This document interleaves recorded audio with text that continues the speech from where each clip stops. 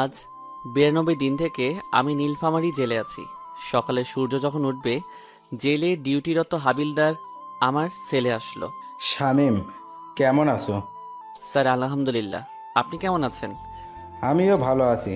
শোনো, তোমার তো কাল মাগরিবের পর ফাঁসি হবে। তোমার কি কোনো শেষ ইচ্ছা আছে? আমার কোনো ইচ্ছা নাই, তবে আমার লাশটা যেন আমার চাচা চাচির হাতে সঠিকভাবে পড়ে, আর কিছুই না। কেন, তোমার বাবা নাই? যদি থাকতো তাহলে তারা আমাকে দেখতে আসতো, আর আপনিও দেখতেন। কেন, কি হয়েছে? আমি যখন ছোট ছিলাম তারা তখন মারা যায়। সরি বাবা। আরে, এসব বলতে হবে না। শোনো, আর একটা কথা, বিকালে জেলার স্যার, মংস অফিসার, শিক্ষা অফিসার, আরও অনেক বড় বড় সরকারি অফিসার আসবে তোমার সাথে কথা বলার জন্য। তৈরি থেকো। আচ্ছা স্যার। হাবিলদার চলে গেল, আমি সেখানেই বসে থাকলাম। যাই হোক, আজ আর কালকের সকালটা মনে হয় দেখতে পারবো, তারপর আর দেখতে পারবো না। কালকে আমার জীবনের শেষ দিন। এর মাঝেই আমার পাশের সেলের আসামিগুলো বলতেছে, শামীম ভাই, কাল থেকে তাহলে আমাদের সাথে আর থাকছেন না? কাল আপনার ফাঁসি হয়ে যাচ্ছে। হ্যাঁ ভাই। ভাই, আপনার কথা খুব মনে পড়বে। আপনার মতো ভালো মানুষ জীবনেও দেখি নাই। আপনাকে ছাড়া এই জেল কেমন করে থাকবো ভাই? আপনি যতদিন থেকে আছেন কাউকে কষ্ট কি জিনিস বুঝতে দেন নাই, সবাইকে হাসি খুশি রেখেছেন। বাবা শামীম, কিসের জন্য তোমার ফাঁসির রায় হয়েছে আমাদেরকে একটু বলবে? তোমার কালকে ফাঁসি হয়ে যাচ্ছে, কি এমন অপরাধ করছো যার কারণে তোমার ফাঁসির রায় হয়েছে? চাচা, বিকালে ডিসি স্যার আরো বড় বড় সরকারি স্যার আসবে। ওনারা চলে গেলে তারপর সব বলবো। আমি সেখানেই বসে বসে আল্লাহর নাম জপতে থাকলাম। জীবনে অনেক পাপ করেছি, জানি না উপরওয়ালা আমাকে ক্ষমা করবে কিনা। তবু তো আমার মালিকের কাছে ক্ষমা চাইতে কোনো সমস্যা নাই। সকালে 2টা রুটি আর পানি ভরা ডাল দিল খেতে। আজ 92 দিন থেকে এখানে সকালে এসব খাবার খাচ্ছি। এসব খেতে আমার মোটেও কোনো কষ্ট হচ্ছে না।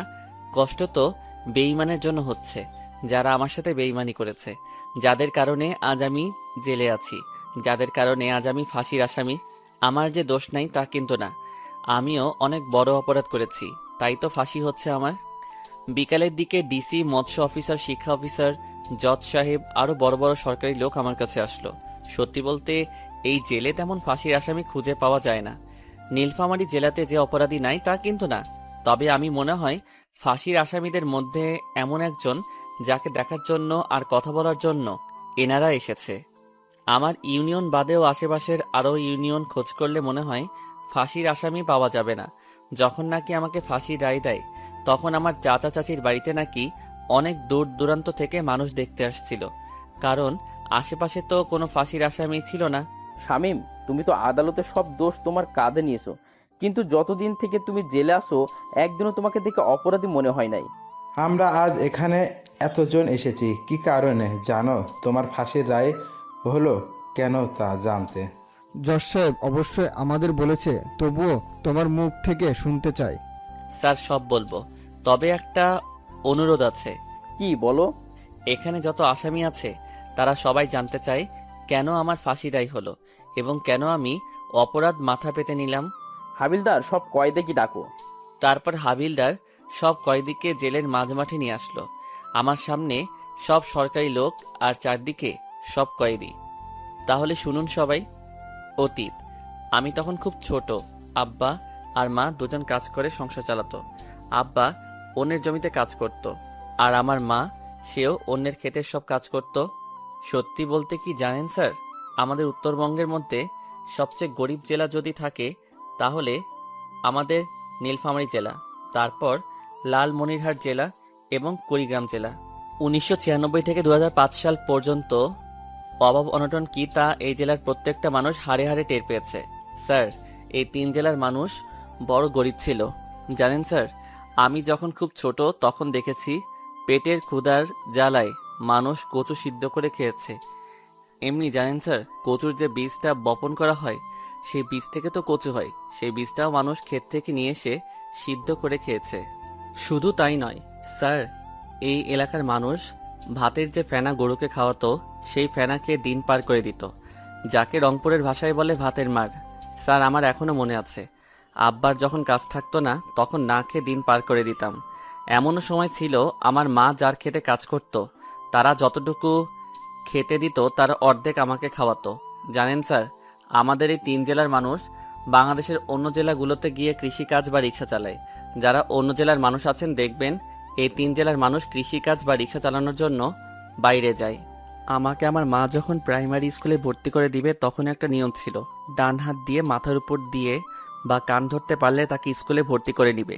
আমার সাথে আমার বাড়ির পাশের আরও 3 জন ছিল, ওরা 2 জন ভর্তি হতে পারলেও আমি পারি নাই। সেই সময়ে আমাকে আমার মা শিশু শ্রেণী ব্র্যাকে ভর্তি করে দেয়, মাত্র 1 বছরের জন্য। যখন আমি ক্লাস 1-এ তখন আমার বাবা মা অভাবের তাড়নায় মারা যায়। তাদের চিকিৎসা করার মতো টাকাও ছিল না। আমার মা গ্রামীণ ব্যাংক থেকে ঋণ নেয়, সেই ঋণের টাকা পরিশোধ করার আগেই তারা মারা যায়। ব্যাংক কর্তৃপক্ষ আমাদের বাড়ি ভিটা নিয়ে নেয়। আমার বাবা মা মারা যাওয়ার পর আমাকে আমার বড় জ্যাঠা আর জেঠি, যাদেরকে আমি বড় আব্বা আর বড় আম্মা বলে ডাকি, তারা আমাকে তাদের কাছে নিয়ে যায়। আমি তাদের সাথে তাদের বাড়িতে গিয়ে থাকা শুরু করি। আমার বড় আব্বা রংপুর শহরে রিক্সা চালাতো, তার 1 ছেলে আর 2 মেয়ে ছিল। তবুও তাদের অভাবের সংসারে আমাকে নিয়ে নেয়। তারা আমার খাওয়া থাকা পড়াশোনা সব করায়। আমি যখন 3য় শ্রেণীতে পড়ি তখন একটা মেয়ে আমার সাথে বন্ধুত্ব করে, তার নাম সানজিদা। দুজনের বন্ধুত্ব থেকে কখন যে আমরা দুজন দুজনকে ভালোবেসে ফেলি তা দুজনের কেউ জানি না। সানজিদারা ছিল অনেক বড়লোক, এক কথায় গ্রামের বড়লোক যাকে বলে। আমাদের দুজনের সম্পর্কটা ছিল একেবারে পবিত্র, আর দুজন দুজনের প্রতি বিশ্বাস আর শ্রদ্ধার। আমাকে বড় আব্বা খাওয়ার জন্য টাকা দিলে সেই টাকা দিয়ে আমি সানজিদার জন্য কোনো না কোনো কিছু নিয়ে যেতাম। আমরা তখন ক্লাস 5-এ পড়ি। তো সানজিদা আমাকে বলতেছে, এই শামিম, শোনো না, আজকে আর কোনো ক্লাস করতে যাব না। সামনে একটা মেলা বসেছে, সেখানে যাব। নাগরদোলা আছে, কত রঙের বেলুন, জিলাপি, আরো কত কি বের হইছে। তুই কি যেতে চাস? আমার খুব ইচ্ছা, কিন্তু আব্বু যেতে দিতে চাইনি বলেই তোকে বললাম। তাহলে চল যাওয়া যাক। আমি সানজিদাকে নিয়ে মেলায় চলে গেলাম। সত্যি তো অনেক কিছুই আছে এখানে, আর কত মানুষ এসেছে। নাগরদোলার দিকে সানজিদা তাকিয়ে আছে। কিরে, তুই নাগরদোলায় উঠতে চাস? হ্যাঁ, কিন্তু আমার কাছে তো কোনো টাকা নাই। আমার কাছে 5 দিনের জমানো 10 টাকা আছে।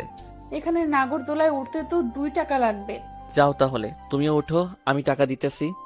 সানজিদা গিয়ে নাগরদোলাতে উঠলো, আর আমি নাগরদোলার মালিককে টাকা দিলাম। এভাবে সে 2বার নাগরদোলাতে উঠলো। সেখানে সানজিদা আমাকে চুরির দোকানে নিয়ে গেল, তাকে 5 টাকার চুড়ি কিনে দিলাম। তারপর 1 টাকা দিয়ে তাকে একটা বেলুন কিনে দিলাম। ওই, আমার না খুব ক্ষুধা লেগেছে, আমি কোনো কিছু খাবো। আমার কাছে যে আর কোনো টাকা নাই। আমি এখান থেকে কোনো খাওয়া পর্যন্ত যেতে পারবো না। কি করি এখন, আমার কাছে তো কোনো টাকা নাই। তাই জিলাপির দোকানে গিয়ে দোকানের মালিককে বললাম তার কোনো কাজের লোক লাগবে কিনা। দোকানদার বলল লাগবে। তখন তাকে বলল আমাকে কিছু জিলাপি আর সিঙ্গারা দিতে, তাহলে তার সব কাজ করে দিব। তখন দোকানদার জিলাপি আর সিঙ্গারা আমাকে দিল। আমি সানজিদাকে সেই দোকানে বসিয়ে সেগুলো খেতে দিলাম, আর আমি কাজে লেগে পড়লাম। সানজিদার খাওয়া শেষ হলে মালিককে বলে সানজিদাকে এগিয়ে দিলাম কিছু দূর। সেখান থেকে আবারও দোকানে চলে আসলাম। এসে আবারও কাজে লেগে গেলাম। যতক্ষণ মেলা ছিল ততক্ষণ পর্যন্ত কাজ করেছি। কাজ শেষ হলে আমাকে 10 টাকা আর কিছু বেঁচে যাওয়া জিলাপি দিল মালিকটা। প্রায় রাত হয়েছে, তখন বাড়িতে গেলাম। গিয়ে দেখি বড় আব্বা আর বড় আম্মা আমার জন্য অপেক্ষা করতেছে। আমাকে বাড়িতে যাওয়ায় তারা আমার কাছে এগিয়ে এলো। সব জায়গাতেই খোঁজ করলাম, তোকে পেলাম না। এলাকার ছেলেগুলোকেও জিজ্ঞাসা করলাম, কেউ কোনো কিছুই বলতে পারলো না। কোথায় ছিলি সারাদিন? ওই যে ওই পাড়ার বড় মাঠে মেলা বসেছে, সেখানে গিয়েছিলাম একটু। তোর হাতে এসব কি? বড় আম্মা জিলাপি। জিলাপি কেনার টাকা কোথায় পেলি তুই? তোর কাছে তো কোনো টাকাও নাই, তাহলে এসব কেমন করে পেলি? ওইখানে একটা জিলাপির দোকান ছিল, সেখানে নাকি কাজ করার কেউ ছিল না, তাই কাজ করে দিলাম। তার বিনিময়ে এই 10 টাকা আর এই জিলাপিগুলো দিছে। তোকে আমি কাজ করতে বলেছি নাকি? তোকে খাওয়াই না, টাকা দেই না, কাপড় দেই না? দেও তো। কিন্তু লোকটার কষ্ট সহ্য করতে না পেরে তো তার কাজ করে দিয়েছি। বাবা, আমার নিজের ছেলে মেয়ে তো পড়াশোনা করতেছে, তুই অন্তত পড়াশোনা কর। তোর বাপ মায়ের মতো কি মূর্খ থাকবি? তুইও সারা জীবন আমাদের মতো গরিব থাকবি? জীবনে বড় হতে হবে না? আর এমন করব না বড় আম্মা। যা, টিউবওয়েলে গিয়ে গোসল করে আয়, একসাথে খাবো সবাই। আমি গিয়ে গোসল করে এসে সবার সাথে খেতে বসলাম। খাওয়া শেষ করে একটু পড়তে বসলাম। পড়া শেষ করে ঘুমিয়ে গেলাম। পরের দিন স্কুলে গিয়ে দেখি সানজিদা স্কুলে আসে নাই। তার একটা বান্ধবীকে দিয়ে চিঠি পাঠিয়েছে সে আসবে না জানিয়ে। স্যার ক্লাস করাতে আসলে প্রথমে এসেই কোনো না কিছু বলে আমাকে এলোপাতাড়ি মারতে থাকলো। মারা শেষ করে বলতেছে, তুই সঞ্জিদাকে নিয়ে কেন মেলায় গিয়েছিলি? স্যার এমন ভুল আর করবো না। জানিস কালকে সঞ্জিদার বাপ স্কুলে এসে সঞ্জিদাকে না পেয়ে আমাদেরকে কত কথা শুনিয়ে গেছে। তোকে কালকে পেলে তো মেরেই ফেলতো। আমি তো কোনো কিছু করি নাই স্যার। তুই কেন করিস না বলতেছি? সঞ্জিদার কাছ থেকে নাকি 100 টাকার নোট নিয়েছিস। আমি কোনো টাকা নেই নাই স্যার। আর আপনাকে কে বলেছে এসব কথা? সঞ্জিদা নিজেই বলেছে তুই নাকি জোর করে সঞ্জিদাকে মেলাতে নিয়ে গিয়ে নাগরদোলায় চুড়ি আর জিলেপি কিনে দেওয়ার নাম করে তার কাছ থেকে 100 টাকা নিয়েছিস। আমি আর কোনো কিছু বললাম না। আমার চুপ থাকা দেখে স্যার আমাকে আরও কয়েক ঘা বেত মারল। তারপর পুরা ক্লাস আমাকে কান ধরে এক পায়ের উপর দাঁড় করে রেখেছে। আমার তখন অনেক কষ্ট হচ্ছিল, তবে এটা ভেবে শান্তি পাচ্ছি যে সানজিদা কোনো মার খায়নি। স্যারের ক্লাস শেষ হলে ম্যাডাম আসলো, তিনিও আমাকে অনেকগুলো কথা শোনালো। যাওয়ার সময় তো তিনি আমাকে চোর বলে গেল। তো এভাবে আমাদের দিন যেতে থাকে। কেউ যদি স্কুলে না আসি তাহলে কাউকে দিয়ে চিঠি পাঠিয়ে দেই, অথবা কোথাও দেখা করতে চাইলেও কাউকে দিয়ে চিঠি পাঠিয়ে দিয়ে সেই জায়গায় গিয়ে দেখা করতাম। আমরা যখন 5-এর ফাইনাল পরীক্ষা দিব সেই সময় সানজিদা আমাকে বলে তাকে নাকি একটা নতুন জামা কিনে দেওয়া লাগবে। দেখেন আমি তখনও ছোট, কোনো কাজ কাম জানি না। এদিকে সানজিদাও চেয়েছে তাকে নতুন একটা জামা দেওয়া লাগবে পরীক্ষা উপলক্ষে। তাই বড় আব্বাকে বললাম, আমি তো পরীক্ষা দিব, আমার কিছু টাকা লাগবে, নতুন কাপড় কিনবো। তখন বড় আব্বা আমাকে সাথে করে দোকানে গিয়ে কাপড় নিয়ে দিতে চাইলে আমি তাকে মিথ্যা বললাম। আমার বন্ধু বান্ধবীরা যাবে, আমিও তাদের সাথে গিয়ে জামা কিনবো। বড় আব্বাও আমাকে টাকা দিয়ে দিল। বড় আব্বার কাছ থেকে টাকা নিয়ে পরের দিন আমি সানজিদাকে নিয়ে কাপড়ের দোকানে গেলাম। সানজিদা ওর পছন্দ মতো একটা জামা নিল আর আমার কোনো কিছু নেওয়া হলো না। সেখান থেকে সানজিদাকে তার বাড়িতে পৌঁছে দিলাম। আমি বাড়ির আসার পর বড় আব্বা বলতেছে, কিরে শার্ট কই? আমি না টাকা হারিয়ে ফেলেছি, মিথ্যা বলে কাঁদতে লাগলাম। তার জন্য কান্না করা লাগবে নাকি? দরকার হলে আমি তোকে আবার নিয়ে দিব শার্ট। আমার আর কোনো কিছু লাগবে না বড় আব্বা। এইসব পুরাতন কাপড় পরে পরীক্ষা দিবি? ঈদে তো কিনে দিলে, পুরাতন হলো কেমন করে? আচ্ছা ঠিক আছে। তারপর শুরু হলো পরীক্ষা। সানজিদার সাথে প্রতিদিন তার বাবা মা ভাই বোন আসে, আর আমি একাই যাই একাই আসি। ভাগ্যক্রমে সানজিদার সিট আমার সিট একসাথে। প্রথম বাংলা পরীক্ষা ভালো করে দিলেও পরে ইংরেজি আর গণিত পরীক্ষার খাতায় সানজিদা কিছুই লিখতে পারে না। সানজিদা খাতা নিয়ে কান্না করতেছে, তাই আমি নিজে খেলা বাদ দিয়ে সানজিদার খাতায় লিখে দেই আর আমি পরে লিখি। এইভাবে প্রত্যেকটা পরীক্ষা আমরা এভাবে দেই। রেজাল্ট বের হলে সানজিদা ট্যালেন্ট পুলে বৃত্তি পায় আর আমি শুধু পাশ করি। সানজিদা বৃত্তি পাওয়াতে ওর বাবা পুরা গ্রামের মানুষকে মিষ্টিমুখ করায়। আমরা দুজন একসাথে এক উচ্চ মাধ্যমিক স্কুলে ভর্তি হই। দিন যত যেতে লাগে সানজিদা আর আমার ভালোবাসা দিন আরও বেশি হতে থাকে। এখন শুধু সানজিদা আমার কাছ থেকে কোনো কিছু নিলে সানজিদাও তার পরিবর্তে আমাকে কিছু না কিছু দেয়। হঠাৎ অষ্টম শ্রেণীতে সানজিদা আমাকে বলে তাকে নাকি একটা বোরকা লাগবে, সামনে তার জন্মদিন। তাই অষ্টম শ্রেণীতে থাকা অবস্থায় আমি টিউশন করা শুরু করি। ভাবতে পারেন সানজিদার বাবা এত টাকা পয়সা থাকা সত্ত্বেও আমার কাছে কেন চাই? সত্যি বলতে সানজিদা যদি নতুন কিছু তার জন্য কিনে তাহলে সেটা প্রথমে আমার দেওয়া নিবে, তারপর অন্য কারো, আর এটা দুজনের ভালোবাসার কারণ। অষ্টম শ্রেণী পর্যন্ত আমরা চিঠির মাধ্যমে প্রেম করেছি। আমি তখনও সানজিদাকে কখনো খারাপভাবে স্পর্শ করি নাই। আমরা দুজন অষ্টম শ্রেণী পর্যন্ত এই জায়গায় ওই জায়গায়, নদী ধানক্ষেত সব জায়গায় ঘুরে বেরিয়েছি। অষ্টম শ্রেণীর পরীক্ষাতেও সানজিদা আর আমি একসাথে পাশাপাশি সিটে বসেছিলাম। সবগুলো পরীক্ষাতে সানজিদাকে আমি লিখে দিছি। সত্যি বলতে সানজিদা পড়াশোনায় একটু কাঁচা। সানজিদা অষ্টম শ্রেণীতেও বৃত্তি পায়। একসাথে আবারও আমরা বিজ্ঞান বিভাগে ভর্তি হই।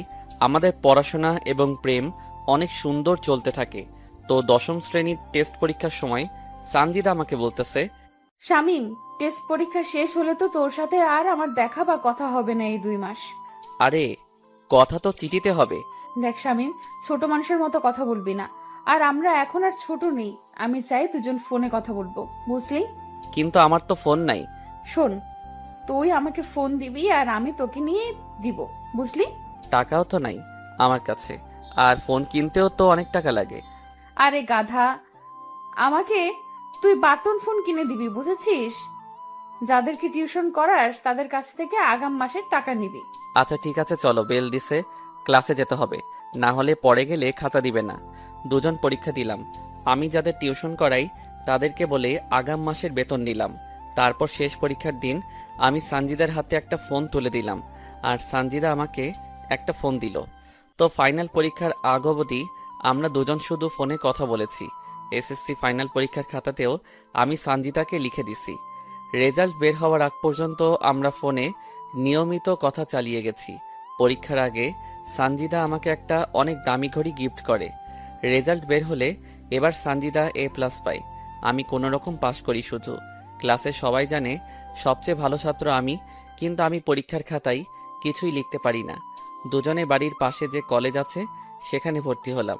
এবার সানজিদা আমার সাথে ফোনে তেমন একটা কথা বলে না, সব সময় পড়া নিয়ে ব্যস্ত থাকে, কারণ তাকে মেডিকেলে চান্স পেতে হবে, তাই এমন পড়াশোনা। তবে আমাদের প্রেমে কেউ ঢোকেনি, আর আমাদের পরিবারও জানে না। ফোনেও মাঝে মাঝে কথা হয় আমাদের। কলেজের ফার্স্ট ইয়ারে থাকা অবস্থায় সানজিদার বড় আপুর বিয়ে হয়। সানজিদা সবাইকে দাওয়াত করলেও আমাকে দাওয়াত করে না। এতে অবশ্য আমি মোটেও মন খারাপ করিনি। বিয়ে হয়ে যাওয়ার পর সানজিদা আবারও কলেজে আসা শুরু করে দেয়। সব বন্ধু বান্ধবী বলা শুরু করে বিয়ে বাড়িতে নাকি সানজিদা তার বোনের দেবরের সাথে উড়াধুরা নৃত্য করেছে। এই, তোর সাথে কথা আছে। বল, কি বলবি? তুই আর আমি কি এখনো সেই ছোট আছি? না, কিন্তু কেন? এখন থেকে তুই আমাকে আর আমি তোকে তুমি করে বলবো। ঠিক আছে, তো সেদিনের পর থেকে দুজন দুজনকে তুমি বলি। সানজিদার সাথে আমার ভালোবাসার সম্পর্ক হওয়ার পর থেকে তার কাছ থেকে বাবা মায়ের ভালোবাসা পেয়েছি, তাই তো আমার আব্বার আর মায়ের কথা তেমন মনে পড়ে না। শামিম, আমাকে একটা স্মার্টফোন কিনে দাও না। কত টাকা দাম? এই তো 8,000 টাকা দাম। এত টাকা? এইরকম করে আসছো কেন, কি হলো? এত টাকা তো আমার কাছে নাই। কত আছে? 5,000 টাকা। শোনো, তোমাকে একটা কথা বলি। বিয়ের পর তো তুমি আর আমি তোমার বড় আব্বার বাড়িতে থাকবো না, তাই এখন থেকে টাকা জোগাড় করা শুরু করো। জমি কিনো, তারপর বাড়ি করো, আর নিজের পায়ে দাঁড়াও। সেটা না হয় বুঝলাম, কিন্তু করব কি আমি? শোনো, এখান থেকে টিউশনি করার পাশাপাশি অটো চালাবে, আর যা টাকা জোগাড় করবে আমাকে দিবে, আর আমি সেই টাকা জমিয়ে রাখবো। যখন বেশি টাকা হবে তখন তোমাকে একটা জমি কিনে দিব। তারপর যখন ঘর তোলার টাকা হবে তখন তোমাকে ঘর তুলেও দেব। তারপর আমার বাবার কাছে বিয়ের প্রস্তাব নিয়ে যাবে। এত বুদ্ধি কই পাও তুমি? কাল থেকে আর কলেজে আসা লাগবে না, বাড়িতে শুধু পড়বে আর অটো চালাবে, বুঝলে? তারপর সানজিদার কথা মতো তাই শুরু করে দিলাম, কারণ সানজিদা কখনো আমার খারাপ চায়নি। সানজিদা আমার বিপদে সবসময় পাশে ছিল। হ্যাঁ, তার একটা সমস্যা আছে, সেটা বুঝতে পেরেছেন। ভালোবাসে বলেই তো আমার কাছে কোনো না কোনো কিছু চাই। আমি টিউশনি করার পাশাপাশি অটো চালানো শুরু করে দিলাম। আমার টাকা দিয়ে সানজিদা একটা স্মার্টফোন নিল। একদিন সানজিদা ফোন করে বলল আমার অটো নাকি লাগবে, সকালে ওদের বাড়ি যেতে বলল। আমি পরের দিন সকালে ওদের বাড়ির সামনে গেলাম। কিছুক্ষণ পর সানজিদা বোরকা পরে ওর আপুসহ বের হলো। তারপর ওদেরকে নামিয়ে দিয়ে চলে আসলাম। এই এক সপ্তাহে সানজিদা আমাকে একবারও ফোন দেয় নাই। এমনি এমনি কি আমি ফোন মেসেজ দিলেও সে ধরেনি। এমনকি আমি ফোন মেসেজ দিলেও সে ধরেনি। হয়তোবা নতুন জায়গায় নতুন মানুষ, তাদের সামনে কথা বলতে লজ্জা পাই, তাই হবে হয়তোবা। এক সপ্তাহ পর সানজিদা আবারও কলেজে আসা শুরু করে, আর আমার সাথেও তেমন একটা কথা বলে না। আমাকে দেখলে কেমন যেন এড়িয়ে চলে, আর ঠিকমতো কথাও বলতে চায় না। সানজিদা, তোমার কি কোনো কারণে কোনো সমস্যা হয়েছে? হ্যাঁ, কি সমস্যা বলো? বাড়িতে তোমার আর আমার বিষয়টা সবাই জেনে গেছে, তাই তোমার সাথে ঠিকমতো কথা বলি না, এড়িয়ে চলি। তাহলে এখন উপায়? তুমি আর কলেজে এসো না, আমাদের ফোনে কথা হবে, আর যা করতে বলেছি সেগুলো করবে, বুঝলে? ঠিক আছে। তারপর থেকে আমি একেবারে কলেজ যাওয়া বন্ধ করলাম, শুধু পরীক্ষার সময় কলেজে যাই। এখন সানজিদাকে ফোন করলে তার ফোন ব্যস্ত বলে, আমাকে ঠিকমতো ফোন দেয় না, কথা বলে না। তার ফোনে কল দিলে সবসময় ব্যস্ত বলে, আমি মেসেজ করলে উত্তর দেয় না। তো একদিন দুপুরে আমি অটো নিয়ে কলেজে গেলাম, গিয়ে দেখি সানজিদা ফোনে হেসে হেসে কার সাথে যেন কথা বলতেছে। আমাকে দেখেই ফোনটা কেটে দিল। কি ব্যাপার, আমার ফোন ধরো না, মেসেজ করলে উত্তর দাও না? আসলে বাড়িতে আমাকে ফোন চালাতে দেয় না। কই, আমি ফোন দিলে তো ব্যস্ত বলে। তোমার নাম্বার তো আমি ব্লক লিস্টে রেখে দিয়েছি, যাতে কেউ জানতে না পারে। আর তুমি এখন এখান থেকে যাও, রাতে তোমাকে ফোন দিব, কেউ আমাদের একসাথে দেখলে সমস্যা হবে। আমি সঞ্জিতাকে বিশ্বাস করি, আর সে কখনো আমাকে মিথ্যা কথা বলবে না। তারপর থেকে আবারও নিয়মিত আমাদের কথা হতে থাকলো, তবে বেশি না, 10 থেকে 15 মিনিট। সত্যি বলতে দুদিন থেকে খুব ডিপ্রেশনে আছি।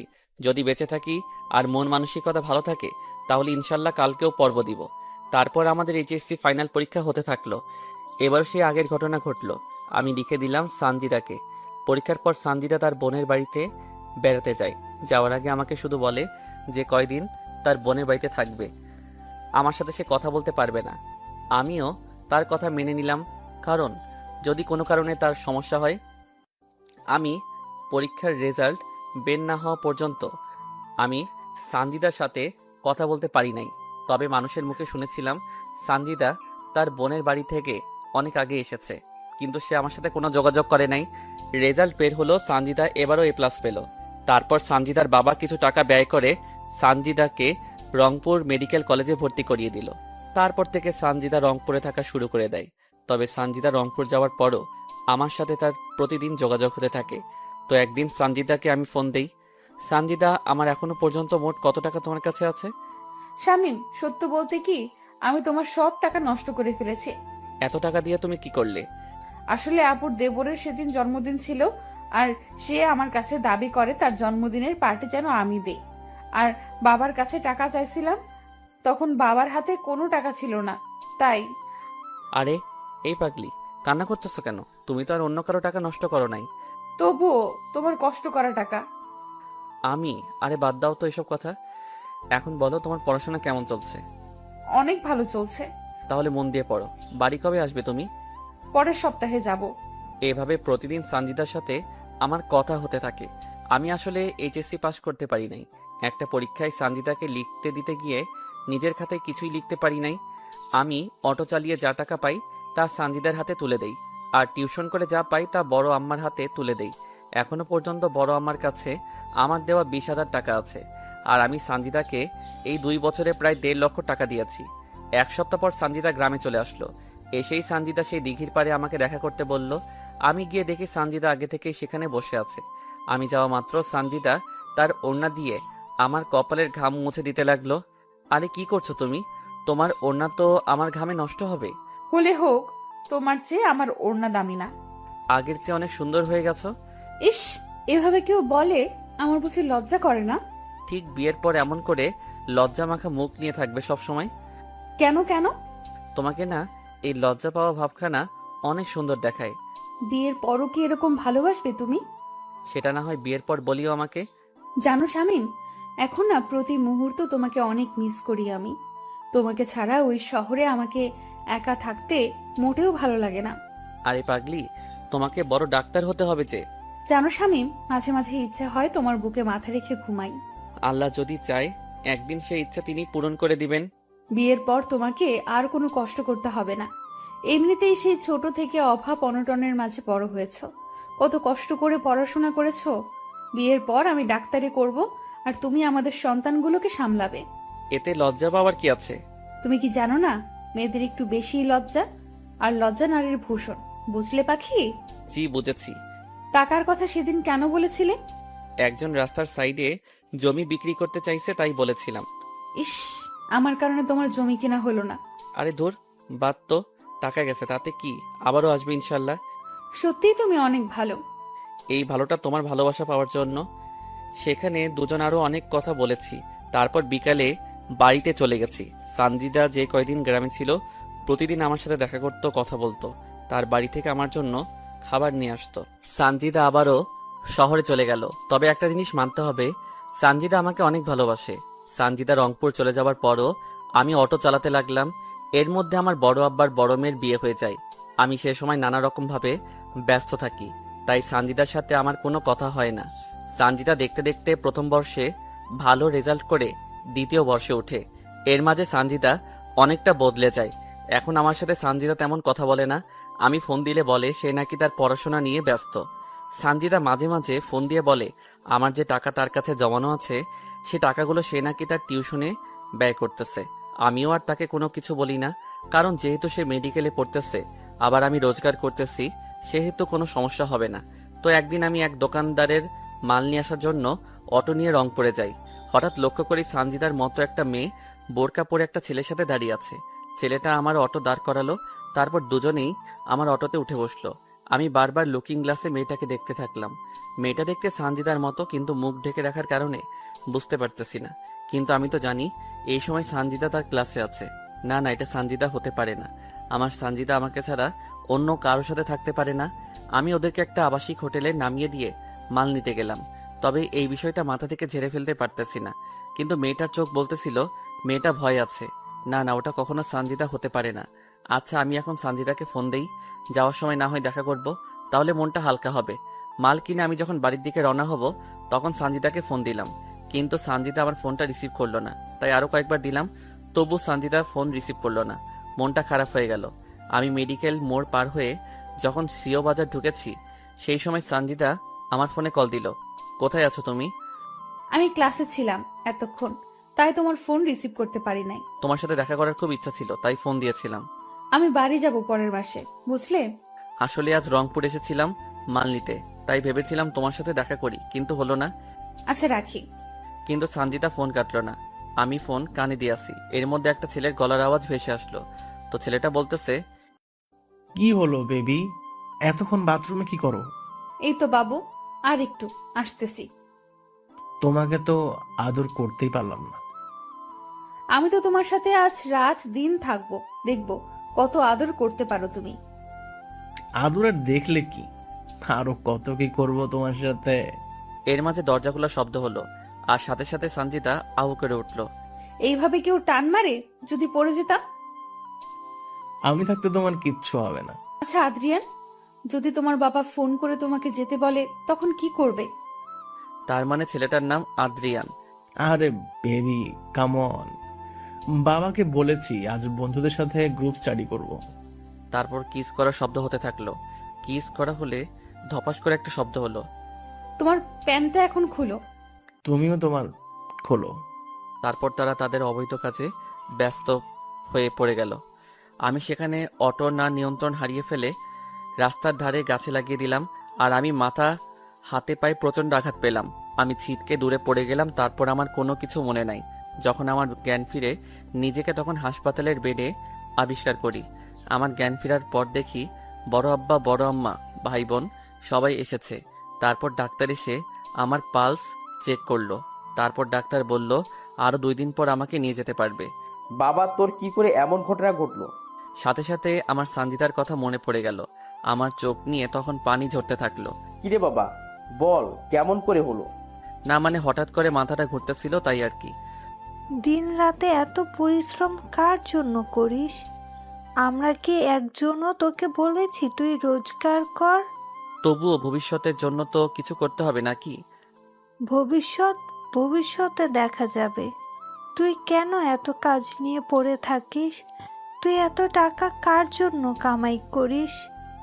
সারাদিন অটো চালাস, রাতে মানুষের বাচ্চাকে পড়াস, অনেক রাত পর্যন্ত জেগে থাকিস। কেন এত কষ্ট করিস তুই? থাক, ও এখন অসুস্থ, ওকে এখন এইসব বলার দরকার নেই। আগে সুস্থ হোক, তারপর সব আলোচনা করা যাবে। তারপর তারা চলে গেল। আমি সেখানে আরও 2 দিন ছিলাম। এই 2 দিনে একবারও আমার কোনো খবর নেয়নি সানজিদা। আমি তো তাকে নিজের চেয়ে বেশি ভালোবাসতাম, নিজের থেকে তাকে বেশি বিশ্বাস করতাম। সানজিদা যা বলেছে আমি তো তাই করেছি। তার জন্য তো আজ আমি এমন কষ্ট করতেছি। তাকে নিয়ে তো ঘর বাঁধার স্বপ্ন দেখেছিলাম। কেন এমন করলে তুমি আমার সাথে সানজিদা? আমি বাড়িতে যেহেতু বিছানায় শোয়া অবস্থায় আছি, তাই মোবাইলটা নিলাম। মোবাইল নিয়ে সানজিদা আর আমার ফোনের কথাগুলো শুনতে থাকলাম। শুনতে শুনতে সেদিনের রেকর্ডিংটা চালু হলো। প্রথমে শুনতে না চাইলেও পরে আবারও শুনলাম। শেষের দিকে যখন শুনবো তখন এমন কিছু শুনলাম যা শুনে আমার মরে যাবার ইচ্ছা হচ্ছিল। বেবি, কালকে আমার 20,000 টাকা লাগবে। বাবু, সেদিনই না তোমাকে 10,000 টাকা দিলাম। আহ বেবি, বোঝো না কেন? কত বন্ধু আমার, তাদেরকে তোমায় নিয়ে কতগুলো ট্রিট দিতে হয়। তোমাকে কতটা ভালোবাসি তার প্রমাণ তো ওদেরকে দিতে হবে, তাই না? আমার কাছে ওই যে বলেছিলাম আমাদের বাসার যে ড্রাইভার শামীম আছে, তার টাকা জমা আছে। আরে সমস্যা নাই, সেই টাকাগুলোই দিও আমাকে, পরে তাকে দিয়ে দিও। তুমি আর আমি তো আছি। এই হোটেল ভাড়াটাও তো আমি দিলাম। আমার কাছে টাকা নাই দেখে খোটা দাও তুমি? এসব কি বলো তুমি? খোটা কেন দিব তোমাকে? তা নয় তো কি?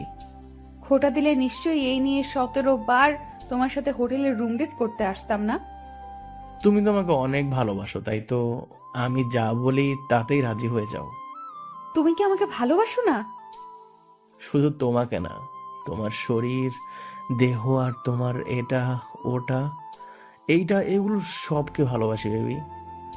তাই তো তোমাকে সবসময় আদর করতে ইচ্ছা করে। জানি বাবু, তাই তো সব সময় দুষ্টুমি করতে চাও তুমি। তুমি কিন্তু দিন দিন খুব দুষ্টু হয়ে গেছো।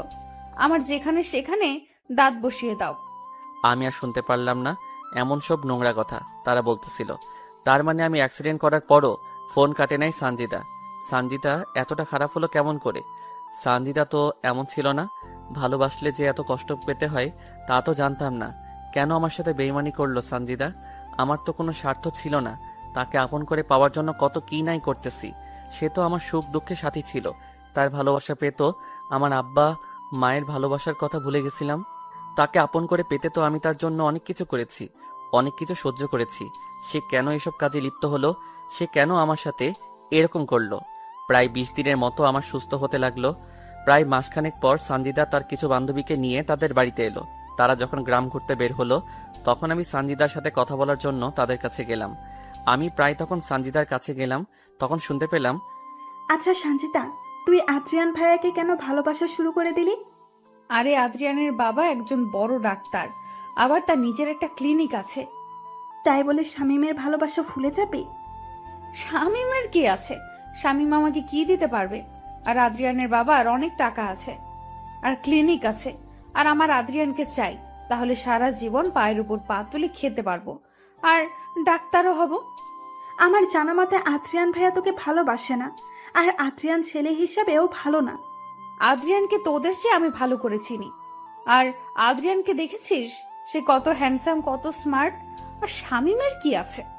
না চেহারা আছে, না আছে বাড়ি, না আছে গাড়ি, না আছে টাকা। শামীমের কোনো না থাকলেও তার টাকা দিয়ে চলতেছিস তুই। আর আদ্রিয়ান, একদিন দেখবি আদ্রিয়ান তোকে ছুঁড়ে ফেলে দেবে, তোর সব শেষ করে দিবে, রাস্তায় নেমে দেবে। একটা কথা বলতো, এই পর্যন্ত কি আদ্রিয়ান তোর জন্য কোনো টাকা ব্যয় করেছে? না। তোর যেদিন টাকা শেষ হবে তোকেও ছেড়ে দে, আর একজনকে সে ধরবে। চুপ কর তো, বেশি বলিস তুই। শোন, আমাকে আর এসব বলবি না। তাহলে শামীম? শামীমকে চিনি না, আর তাকে ভালোবাসা যায় না, কাজের ছেলে বানানো যায়। আমি সানজিদার এমন কথা শুনে তার কাছে আর গেলাম না। সেখান থেকে বাড়ি চলে আসলাম। কিন্তু সানজিদার কথা ভুলতে পারলাম না। তাকে তো অনেক ভালোবাসি, তাকে তো অনেক বিশ্বাস করতাম। আমাকে যদি ভালো নাই বা বাসতে তাহলে তো আমাকে আগে বলতে পারতো, সানজিদা আজ টাকা গাড়ি বাড়ি নাই দেখে আমাকে নিয়ে তুমি খেললে। আজ আমাকে তোমার বাড়ির কাজের লোক বলতে পারলে। আজ আমাকে ছেড়ে আর একজনের বুকে মাথা রেখে রাত কাটাও। আমি তোমাকে তো কোনোদিনও তোমার অনুমতি ছাড়া তোমার হাতটাও ধরি নাই।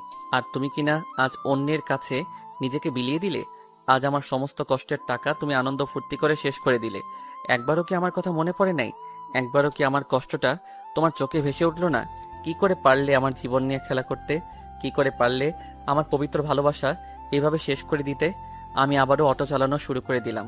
এখন আর আমি সানজিদাকে ফোন করি না, তার কাছে টাকা জমা রাখি না। আমার পরিশ্রমের টাকা আমার বড় আমার হাতে দেই। তিনি এখন আমার টাকা জমিয়ে রাখতেছে। সানজিদাকে ভুলে থাকার জন্য সব সময় ব্যস্ত থাকি, কিন্তু তাকে ভুলতে পারি না। কেন জানি মনটা বারবার তাকে দেখতে চায়, ভালোবাসা পেতে চায়। আমার যে তাকে ছাড়া চলতেছে না, আমার যে সানজিদাকে লাগবেই। শত চেষ্টার পরও সানজিদাকে ভুলতে পারলাম না। প্রতিনিয়ত সানজিদার কথা মনে পড়ে। সত্যি বলতে সেই স্কুল জীবন থেকে কলেজ জীবন পর্যন্ত তার সাথে ছিলাম, তার কাছ থেকে ভালোবাসা শিখেছি।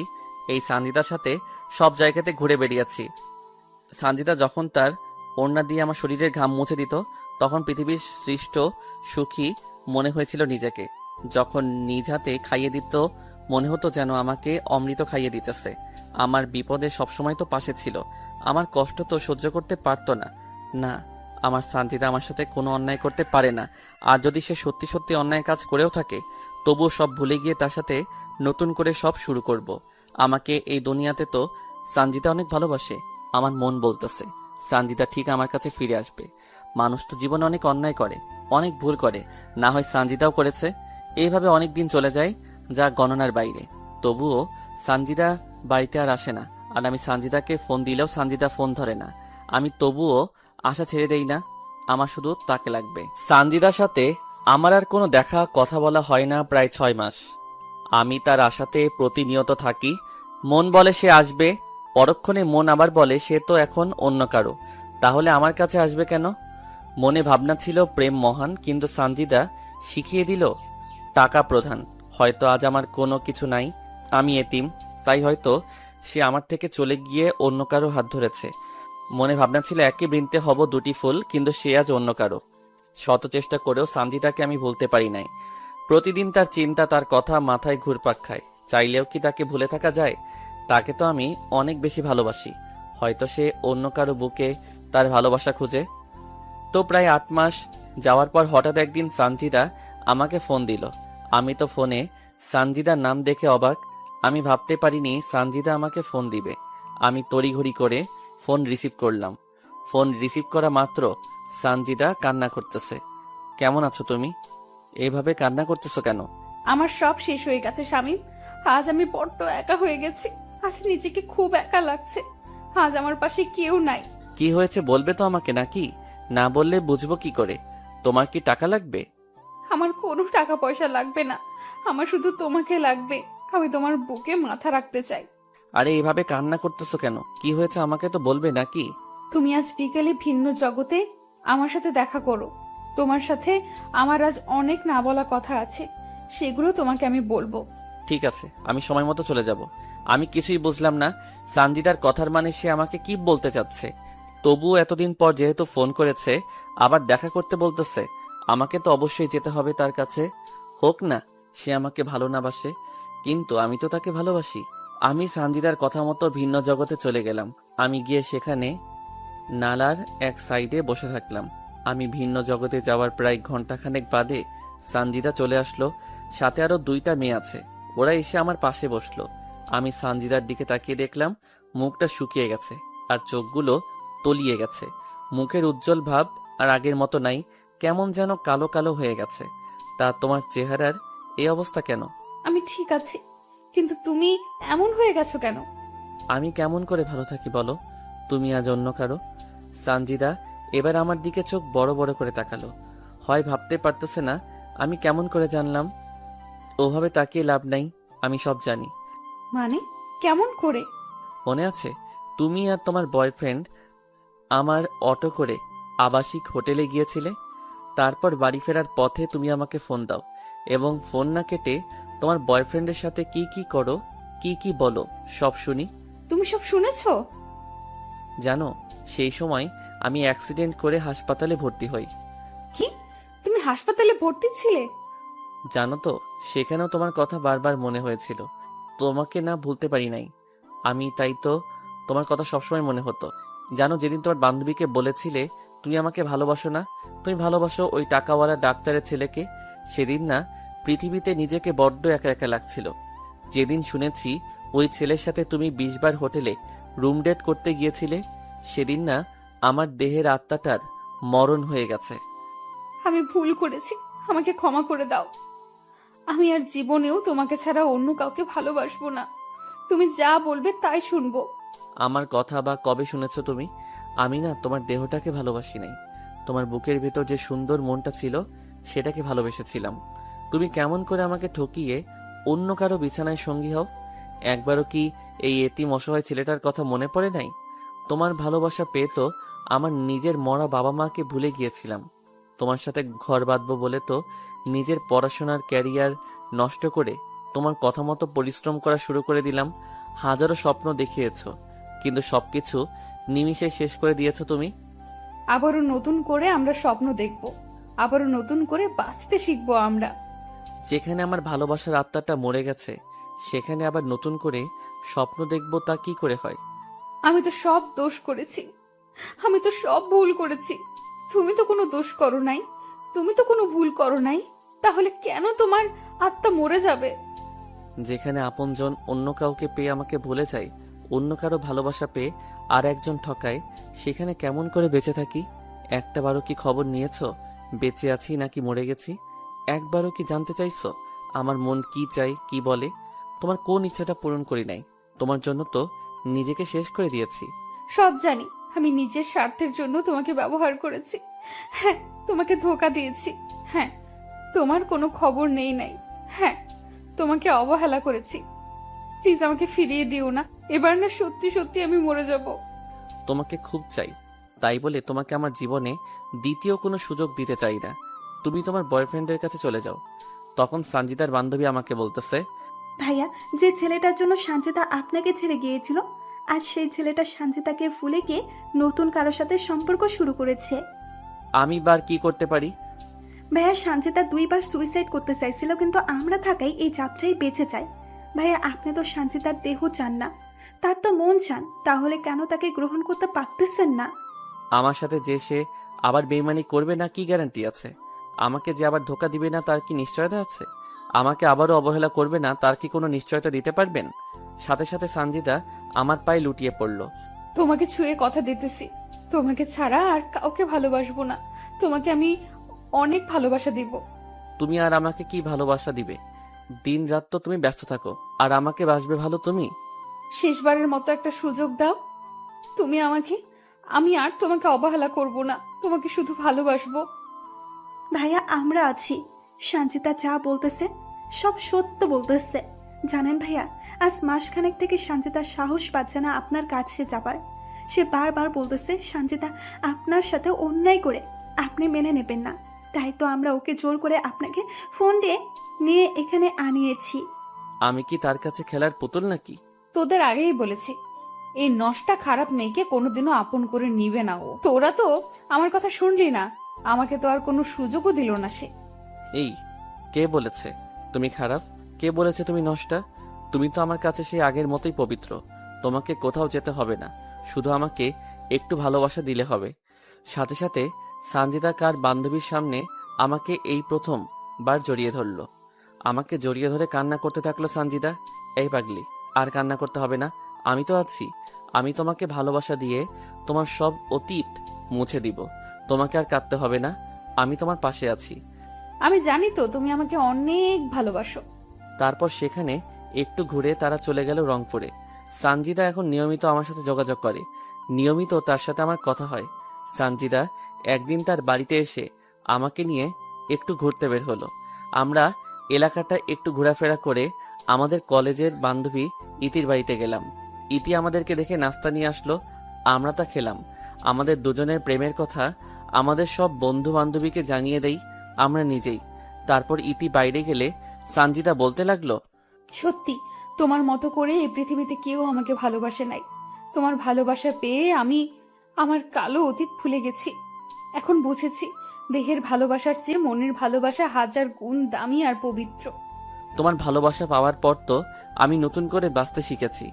আমি চাই তুমি খুব দ্রুত আগে বাড়িটা করো, তারপর তোমার ঘরে আমাকে তোলো। এখন অনেক সময় লাগবে, আমার কাছে এখন তেমন কোনো টাকা নাই। কারণ আমার কারণে তোমার অনেক ক্ষতি হয়ে গেছে। আজ আমি তোমাকে অনেক কষ্টের দিকে নিয়ে গেছি। ওসব বাদ দাও তো, ইনশাল্লাহ 1 বছরের মধ্যে নিজের বাড়ি করব। আমি তোমাকে নিয়ে এই জীবন পার করে দিতে চাই। তোমার মাঝে আমার সুখ খুঁজে পেয়েছি আমি। আমিও তোমার সাথে জীবন পার করে দিতে চাই। তোমার সাথে আমি বেঁচে থাকতে চাই, মরে যেতে চাই। সেখান থেকে আমরা চলে আসি। তারপর থেকে আমি আর সানজিদা সময় পেলে দেখা করি, কথা বলি। আমরা দুজন অনেক জায়গায় ঘুরতে যাই। ঠিক স্কুল কলেজ জীবনের মতো শুরু হয়ে গেল। আমরা একে অপরের প্রতি অনেকটা নির্ভর হয়ে পড়ি। দেখতে দেখতে সানজিদার পড়াশোনা প্রায় শেষের পথে আসে। আমিও জমি কিনে বাড়ি করে ফেলি। আমি আবারও আগের মতো বেশি বেশি রোজগার করতে থাকি। অনেক বড় ঘরের মেয়ে সানজিদা, তাকে তো একটু হলেও ভালো রাখতে হবে। সে তো এখন বড় ডাক্তার হচ্ছে, তাকে ভালোভাবে দেখাশোনা করা লাগবে। তো একদিন রাতে সানজিদা আমাকে ফোন দিল। আজ এত রাতে ফোন দিলে যে, কোনো কি সমস্যা তোমার? আমার না কিছু টাকা লাগবে, অনেক প্রয়োজন। কত টাকা লাগবে তোমার? এই তো 30,000 টাকা লাগবে আমার। কালকে তোমাকে দিয়ে দিব। তুমি সত্যি অনেক ভালো, তুমি সত্যি আমাকে অনেক বেশি ভালোবাসো। তোমার জন্য যদি জীবন দিতে পারি, এটা কোনো ব্যাপার হলো? আচ্ছা তাহলে ঘুমাও, কালকে তোমার সাথে কথা হবে। সানজিদা ফোন কেটে দিল। আমিও ঘুমিয়ে গেলাম। পরের দিন বড় আম্মার কাছ থেকে টাকা নিয়ে চলে গেলাম সানজিদার কাছে। আমি ওর হোস্টেলের সামনে অটো দাঁড় করিয়ে সানজিদাকে ফোন দিলাম। সানজিদার সাথে সাথে হোস্টেলের বাইরে চলে এলো। আমি সানজিদার হাতে টাকা দিয়ে দিলাম। তুমি আজ এই টাকা দিয়ে আমার যা উপকার করলে আমি তা তোমাকে বলে বোঝাতে পারবো না। তোমার সামান্য কাজে আসতে পেরেছি, এটাই অনেক। তোমাকে সাহায্য করব না তো কাকে সাহায্য করব? তুমি ছাড়া আমার জীবনে বা আর কে আছে? তোমার মতো একজনকে পেয়ে আমি সত্যি অনেক খুশি। তোমার মতো করে কেউ ভালোবাসতে পারবে না। তোমাকেও পেয়ে আজ অনেক খুশি আমি। সেদিন সানজিদাকে টাকা দিয়ে বাড়ি চলে আসলাম আমি। আমার সাথে সানজিদার ভালোবাসা গভীর থেকে গভীরে যেতে থাকলো। আমি এখন অনেকটা সানজিদা নির্ভর হয়ে গেছি। আমার এখন দিনরাত সানজিদা ছাড়া চলে না। সানজিদাকে টাকা দেওয়ার পর 2 দিন সানজিদার সাথে আমার কথা হয়। এই 2 দিনে বুঝেছি সানজিদা এখন আমাকে সত্যি অনেক ভালোবাসে। 3 দিনের দিন রাত 10টার সময় সানজিদা আমাকে ফোন দিল। কি করো তুমি? কি আর করব, আমার একটা পাগল আছে, তার কথা ভাবতেছি। শুনি, সে পাগলটাকে? ফোনের ওপারে যে আমার সাথে কথা বলতেছে সেই পাগলটা। পাগল তো তোমারই আমি, তাই না? নতুন করে কি বলা লাগে? আচ্ছা, রাতে খেয়েছো তুমি? মাত্র খেয়ে আমার পাগলটাকে ফোন দিলাম। আচ্ছা, তুমি খেয়েছো? একটু পরে খাবো। কেন কেন? এই আসলাম সবে, গোসল করে খাওয়া করব। এখন এত কষ্ট করতেছো কেন তুমি? তোমার এখন নিজের বাড়ি আছে, আর কি চিন্তা করা লাগে? এত কাজ করলে কি হবে বলো? বারে, তোমার আমার ভবিষ্যতের জন্য কিছু জমাতে হবে না? আর তাছাড়া তোমার তো এমনিতেই মাঝে মাঝে টাকা লাগে, তখন কি করে দিব? আর বেশি দিন তোমাকে জ্বালাবো না, আর তোমাকে কষ্ট দেব না। আর মাত্র কয়েকটা মাস চলে গেলে আমি পুরো দমে একজন ডাক্তার হব। তখন আর তোমার কাছ থেকে টাকা নেব না, তোমাকে কোনো কাজও করতে দিব না। কাজ না করলে কি করব আমি? তুমি শুধু আমাকে ভালোবাসবে আর আমার সাথে থাকবে, বুঝলে? আমি একাই কি ভালোবেসে যাব? তুমি আমাকে ভালোবাসবে না? তোমার কি এই বিষয়ে কোনো সন্দেহ আছে? নিজের থেকেও বেশি বিশ্বাস করি তোমাকে, আর সন্দেহ করব তোমাকে আমি? আমি জানি আমার পাগলটা আমাকে অনেক ভালোবাসবে আর বিশ্বাস করবে। তুমিও তো আমার থেকে আমাকে কম ভালোবাসো না। সানজিদার সাথে আরো নানা রকম বিষয় নিয়ে আমার কথা হলো। শেষে সানজিদা আমাকে বলল, এই শোনো, কালকে আমাদের ব্যাচের ছেলেমেয়েরা কক্সবাজার যাব। কেন যাবে হঠাৎ? মেডিকেলের কিছু প্র্যাকটিক্যাল আছে, সেই বিষয়ের জন্য। আরে বাবা, পড়াশোনার জন্য যাবে, আমাকে কি সেটা বলা লাগে? না মানে, না মানে কি বলো? টাকা লাগবে? সেদিনই তো টাকা দিলে, টাকা লাগবে না। তাহলে? আসলে আমরা 5 দিনের জন্য সেখানে যাচ্ছি, আর 5 দিন তোমার সাথে কোনো কথা বলতে পারবো না, তাই। আরে দূর, এটা কোনো ব্যাপার হলো? তোমার পড়াশোনা আগে, তারপর আমি। তারপরও আমার তোমাকে ছেড়ে যেতে মন সায় দিচ্ছে না। আরে বাবা, তোমার পড়াশোনা শেষ হলে তো আমি সবসময় তোমার সাথেই থাকতেছি। তোমাকে খুব মনে পড়বে আমার সেখানে। এই, ভুলেও পড়াশোনা করার সময় আমার কথা মনে করবে না, বুঝলে?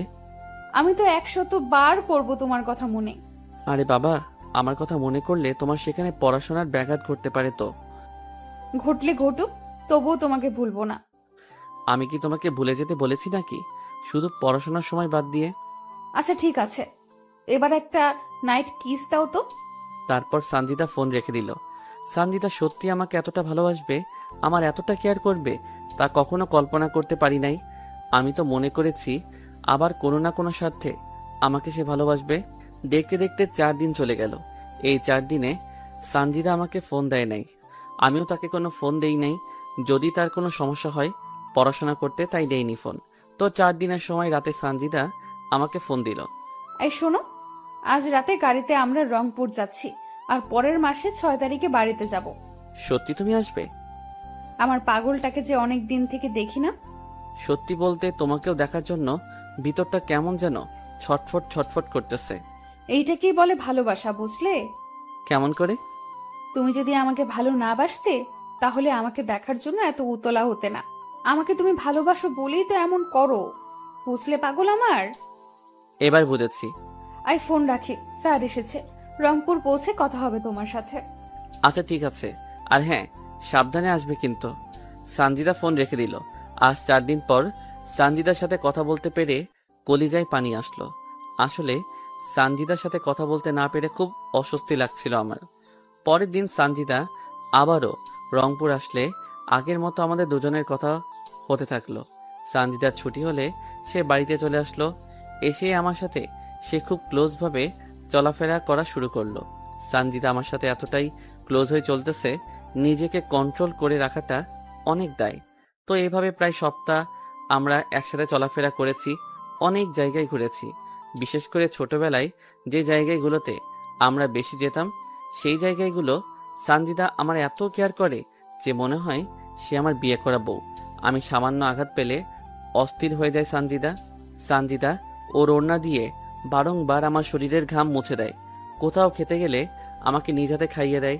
একটা আইসক্রিম দুজনে খাই, কোনো কোক বা ঠান্ডা নিলে সেটাও দুজনে একসাথে খাই স্ট্র দিয়ে।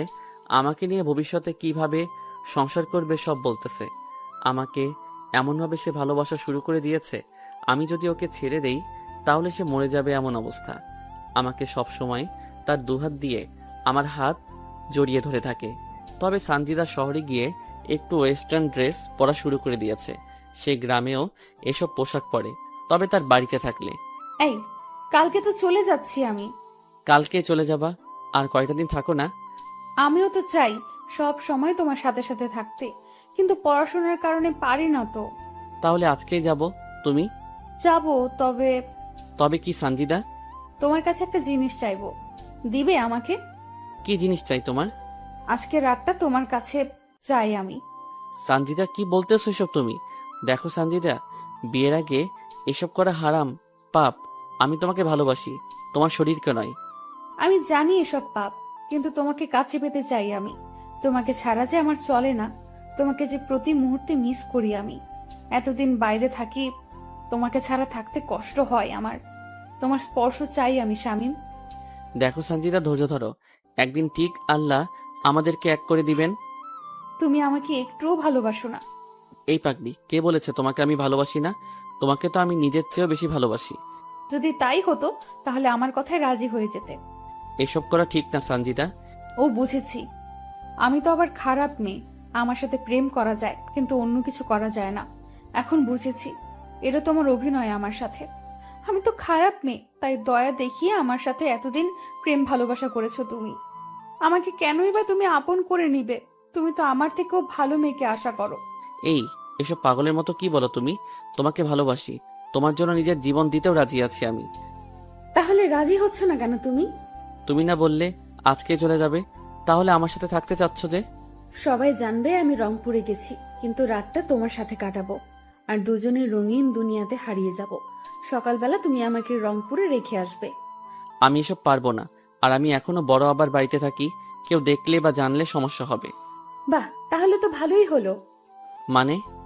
তোমার নতুন বাড়িতে আমাদের দুজনের বাসর হবে, আর আমি নতুন বউ হয়ে তোমার বাড়িতে যাব, বুঝলে? তাহলে কেউ জানবেও না, শুনবেও না। না, আমি পারবো না তোমার সাথে এসব করতে। আমার কথায় যদি রাজি না হও তাহলে এখানেই নিজের ক্ষতি করে ফেলবো, বলে দিলাম। কি করবে তুমি? সানজিদার সাথে সাথে একটা ব্লেড বের করলো আর তার হাতে হালকা টান দিল। ব্লেড হাতে টান দেওয়ার সাথেই সানজিদার হাত থেকে রক্ত ঝরতে থাকলো। এই, কি করতেছো তুমি এসব? ব্লেডটা এখনই ফেলে দাও বলতেছি। আমার কথায় রাজি না হলে আরো কি যে করব নিজেও জানি না। এবার সানজিদার এমন কথা শুনে অনেকটা ভয় পেয়ে গেলাম। ওর হাতটাও আমাকে ধরতে দিতেছে না, আর ওর হাত থেকে রক্ত ফোটায় ফোটায় পড়তেছে। এমন দৃশ্য দেখে অনিচ্ছা সত্ত্বেও রাজি হয়ে গেলাম। আমি রাজি আছি তোমার প্রস্তাবে। প্লিজ এবার হাতটা কোনো কিছু দিয়ে বাঁধো। বলতে হবে না, সাথে স্যাবলন আর তুলো নিয়ে এসেছি। আমি সানজিদার এরকম কাহিনী দেখে নিজেই অবাক। এই মেয়েকে সামান্য ভালোবাসা মানুষের সাথে রাত কাটাবে বলে কত কাহিনী না করলো সে। বুঝি না হঠাৎ আমার প্রতি তার এত ভালোবাসা কোথা হতে আসলো। যাই হোক, সেখান থেকে দুজনের বাড়িতে চলে গেলাম। সন্ধ্যার দিকে সানজিদা ব্যাগ নিয়ে একাই চলে আসলো। আমি আমার অটোতে তুলে আমার নতুন বাড়িতে নিয়ে এলাম। রাত সম্ভবত 11টা হবে। তখন সানজিদা আমাকে একটা উত্তেজনার ওষুধ খাওয়ালো, যাতে দীর্ঘ সময় ধরে দুজনে এনজয় করতে পারি। আমিও বাধ্য ছেলের মতো ওষুধটা খেয়ে নিলাম।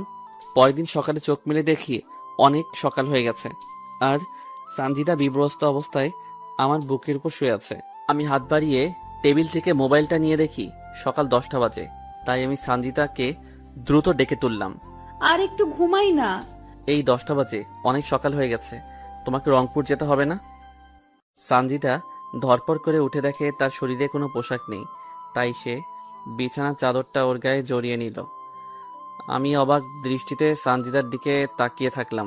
সারা রাত কত অত্যাচার করলে, আর এখন এইভাবে আমার দিকে কি দেখো? না মানে আমার না কালকে রাতের কিছুই মনে পড়তেছে না। মনে পড়বে কি করে? যা যা করেছো না আমার সাথে, উফ বাবা, আর একটু হলে মরে যেতাম। এসব কি বলো তুমি? আর সত্যি বলতেছি আমার কোনো কিছু মনে পড়তেছে না। কালকের ওষুধের গুণ ওটা, বুঝলে? যাও তুমি ফ্রেশ হও, আমি ড্রেস পরবো। তুমি গোসল করবে না? এমনিতে সময় অনেক চলে গেছে, গোসল করার সময় নাই। হোস্টেলে গিয়ে গোসল করব। তাই বলে এই শরীরে যাবে তুমি? অত কথা বলার সময় নাই, যাও মুখ ধুয়ে আসো। রংপুর খাওয়া দাওয়া করবো, যাও তো। তাই বলে উফ, তুমিও না বেশি বেশি, যাও তো। আমিও ঘর থেকে বের হয়ে টিউবওয়েলে গিয়ে হাত মুখ ধুয়ে ঘরে এলাম। এসে দেখি সানজিদা জিন্স টপস আর মাথায় ওড়না পেঁচিয়ে নিয়েছে। আমি অটো বের করে সানজিদাকে অটোতে তুলে নিলাম। অটোতে করে সানজিদাকে রংপুরে ওর হোস্টেলে দিয়ে আবার অটো নিয়ে চলে আসলাম। রংপুরেও আর কোনো খাওয়া হলো না, শুধু দৌড়ের উপরে রেখেছে আমাকে, কোথাও অটো দাঁড় করাতেও দেয়নি সানজিদা। বাড়িতে আসার পর বড় আম্মার কাছ থেকে খাবার নিয়ে খেলাম। তারপর অটো নিয়ে বেরিয়ে পড়লাম নিত্যদিনের মতো। ভালোবাসা এমন একটা জিনিস, সেখানে বিশ্বাস আর ভরসা রাখা চাই, যা আমি সানজিদাকে করি। সানজিদা যাবার 20 দিন পর আমাকে ফোন দিল। তোমার জন্য একটা খুশির সংবাদ আছে। কি খুশি সংবাদ আছে? আমার লজ্জা করতেছে বলতে। আরে খুশি সংবাদ দিতে আবার লজ্জার কি আছে? এটা যদি তুমি বুঝতে তাহলে কখনো বলতে না। যদি লজ্জা করে তো বলার দরকার নাই। এই তুমি রাগ করো কেন? বলতেছি তো। তো বলো। তুমি বাবা আর আমি মা হতে চলেছি। কি? সত্যি বলতেছি, তুমি বাবা হচ্ছ। আমি? কেমন করে? সেদিন রাতের কথা ভুলে গেলে? তোমার আর আমার যা হয়েছিল তার ফল এটা। এটা কি করে সম্ভব? সব সম্ভব, বুঝলে? আর একটা প্রাপ্তবয়স্ক ছেলে মেয়ে যা করলে খুব দ্রুত হয়, তাই হয়েছে। তো তুমি আসো, আমরা বিয়ে করে নেই। আমি কালকে বাড়িতে যাইতেছি, তখন সব বিস্তারিত কথা হবে। ঠিক আছে তাহলে, ফোন রেখে দিলাম। কিন্তু আমি বুঝতেছি না এটা কেমন করে হয়। আমার তো মনেই হচ্ছে না সানজিদার সাথে আমার খারাপ কোনো সম্পর্ক হয়েছে। যদি সানজিদা অন্য কারোর সাথে এমন করে প্রেগনেন্ট হয়, তার দায়ভার আমার উপর চাপিয়ে দেয়। ছি ছি, এসব আমি কি ভাবতেছি? সানজিদা এমন কোনো কাজ করবে না, কারণ সানজিদা আমাকে ভালোবাসে, অন্য কাউকে না। আর সানজিদা আমাকে মিথ্যা কথা কেনই বা বলবে? আমি জানি সানজিদা আমাকে অনেক ভালোবাসে। পরের দিন আর অটো নিয়ে বাইরে গেলাম না, সারাদিন বাড়িতে ছিলাম। কিন্তু দিন গড়িয়ে সন্ধ্যা হলো, তবুও সানজিদা আসলো না। রাতে সানজিদা আমাকে ফোন করে আমার নতুন বাড়িতে যেতে বলল। আমি সেখানে গিয়ে দেখি সানজিদা আগে থেকে এখানে এসেছে। তুমি কখন আসলে? এই তো মাত্র আসলাম আমি। চলো আজকেই তোমাকে বিয়ে করব, আর আমাদের পবিত্র সম্পর্কের সন্তানকে সমাজের চোখে স্বীকৃতি দেই। না, তা আমি চাচ্ছি না। মানে? আমি এই সন্তান পৃথিবীতে আনতে পারবো না। কেন? দেখো শামীম, আমার নিজের ক্যারিয়ার এখনো ঠিক হয়নি, এর মাঝে আমি এসব ঝামেলায় পড়তে চাই না। আরে বোকা, সমস্যা কি? আমি তো আছি। যতদিন তোমার ক্যারিয়ার ঠিক না হয় ততদিন তোমাকে চালাবো। সেটা বড় কথা নয়, আমরা যতই বিয়ে করি না কেন আমার পেটের সন্তান তো নাজায়েজ। কি বলো এসব তুমি? ঠিক কথাই তো বলেছি, কারণ আমরা বিয়ের আগেই শারীরিক সম্পর্কে নিজেদেরকে জড়িয়েছি। এখন যতই বিয়ে করি না কেন আমাদের পেটের সন্তান কিন্তু নাজায়েজ, বৈধ হবে না। আমি অত কিছু বুঝি না। আমার সন্তানকে আমি পৃথিবীর আলো বাতাস দেখাতে চাই। আমি সেটা কোনোভাবেই পারবো না শামীম। সবাই জানাজানি হলে আমাদের সন্তানকে সবাই নাজায়েজ সন্তান বলবে। আমি মা হয়ে তা সহ্য করতে পারবো না। কেউ জানলে না বলবে। এখন তো মানুষ বিয়ের বছরের মধ্যেই বাবা মা হয়ে যায়, আর আমাদের না হয় তাই হবে, সমস্যা কি? তুমি বুঝতে পারতেছো না, আমার বন্ধু বান্ধবী ওরা কি ভাববে, আমার মেডিকেল টিচার ওনারা কি ভাববে, আমার পরিবার। বোঝার চেষ্টা করতেছো না কেন তুমি? তো এখন কি করতে চাও তুমি? অ্যাবর্শন করতে চাই আমি। এটা করা কি ঠিক হবে?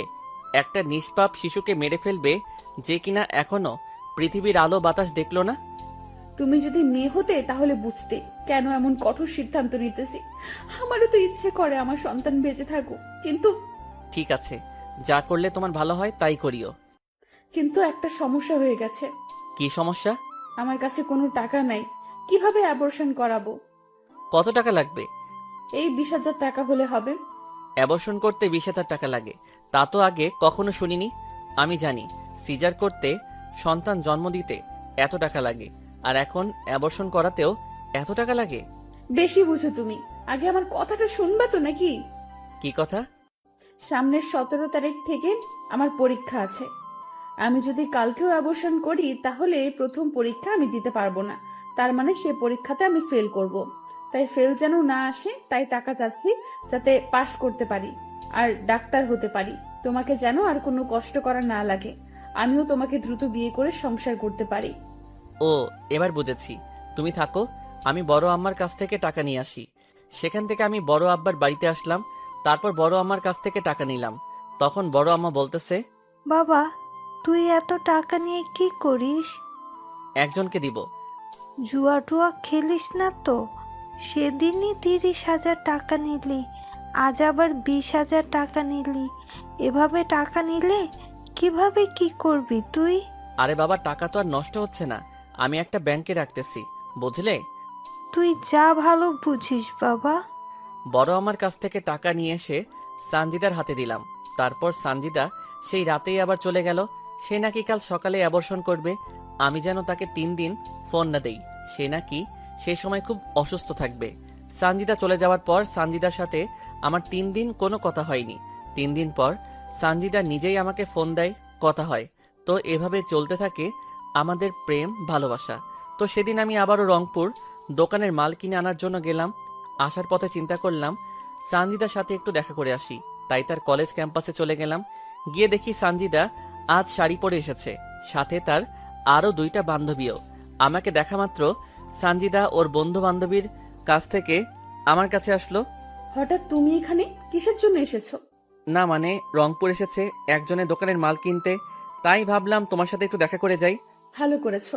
তোমার ক্লাস নাই, আর এরকম সেজে কলেজে এসেছো কেন? ক্লাস শেষ করেছি আর বন্ধুরা সহ একটা পার্টিতে যাব একটু পরে। পড়াশোনা বাদ দিয়ে পার্টিতে কি তোমার? আরে বাবা, এটা কোনো বাজে পার্টি না, আমাদের এক বান্ধবীর বিয়ের রিসেপশনের পার্টিতে যাচ্ছি, বুঝলে? ও, এবার বুঝেছি। আমাকে কি বিশ্বাস হয় না? কি যে বলো না তুমি, তোমাকে আমার বিশ্বাস হবে না? তাহলে এভাবে বলো কেন? আর এইভাবে বলবো না। আমাদের কথা শেষ হয়নি, একটা ছেলে বাইক নিয়ে সরাসরি আমাদের কাছে আসলো আর এসে সানজিদাকে বলল তার বাইকে উঠতে। ছেলেটা দেখতে অনেক সুন্দর আর হ্যান্ডসাম, ড্রেস আপও বড় লোক বাবার ছেলের মতো। যে কোনো মেয়ে তার প্রেমে পড়তে বাধ্য হবে। আর তার কথা বলার ধরন দেখলে মনে হবে যেন তার কথায় মিষ্টি মিশানো। আচ্ছা শামিম, তাহলে তুমি বাড়িতে যাও, আমি এবার পার্টিতে যাই, এমনিতে অনেক দেরি হয়ে গেল। তারপর সানজিদা ছেলেটার বাইকে করে চলে গেল। হতে পারে ছেলেটা সানজিদার বন্ধু, তাই হয়তো সানজিদা তার সাথে গেল। আমি আর কোনো কিছু না ভেবে বাড়িতে চলে আসলাম। যার মাল কিনতে গেছিলাম তাকে তার মাল বুঝিয়ে দিয়ে ভাড়া নিয়ে নিলাম। একা আছি, পাশে কেউ নাই, আর খবর নেবেই বাকে। একাকিত্ব বড় যন্ত্রণাদায়ক, তবুও আপনাদের একটু মন ভালো রাখার জন্য পর্ব দিলাম। জানি না কবে এসব ভোগান্তি থেকে বের হব। সত্যি, ডিপ্রেশন মানুষকে মৃত্যুর দিকে নিয়ে যায়। তো হঠাৎ একদিন সানজিদার বাবা আমার অটোতে করে কিছু মালামাল তার বাড়িতে নিয়ে গেল। তো সেই মালামালগুলো আমি তাদের বাড়ির ভিতরে ঢুকিয়ে দিতেছি। যখন শেষবার তাদের বাড়িতে ঢুকবো, হঠাৎ অনেকগুলো মেয়ের হাসির আওয়াজ আমার কানে আসলো। আমার মন বলতেছে সানজিদা বাড়িতে এসেছে, তা না হলে এত মেয়ে তো এদের বাড়িতে আসার কথা না। কৌতূহল বশত আমি সেই হাসির আওয়াজের দিকে এগিয়ে যেতে থাকলাম। তখনও আমার কাঁধে সানজিদার বাবার কেনা চাউলের বস্তা। তখন আমি উকি মেরে দেখতে থাকলাম সানজিদা আছে কিনা। আমি উকি দিয়ে দেখি সানজিদা একটা ছেলেকে জড়িয়ে ধরে আছে, আর ছেলেটা কেউ নয়, সেদিনের বাইকের ছেলেটা, এবং তার বান্ধবীরা নানা রকম কথা বলতেছে। তোর সাথে রাপি ভাইয়াকে সেই মানিয়েছে। দেখতে হবে না পছন্দটা কার? তো ভাইয়ার সাথে কি বিয়ে দেবে তোর বাবা? আরে দিবে না কেন, তাছাড়া আপু আছে না। আপু কি করবে আবার? এ তো আপুর দেবর, বুঝলি? শালিকারা, তোমরা কোনো চিন্তা করো না, আমরা তার সবকিছু প্ল্যান সাজিয়ে রেখেছি। কি প্ল্যান ভাইয়া? আরে, আমরা কোর্ট ম্যারেজ করে রাখবো, পরে না মেনে নিলে আমরা পালিয়ে যাব। আর সানজিদা তো ডাক্তারি পড়ছেই, আমাদের কোনো সমস্যা হবে না। এর মাঝে সানজিদার রাব্বিকে ডাক দিলে রাব্বি সেখান থেকে চলে যায়।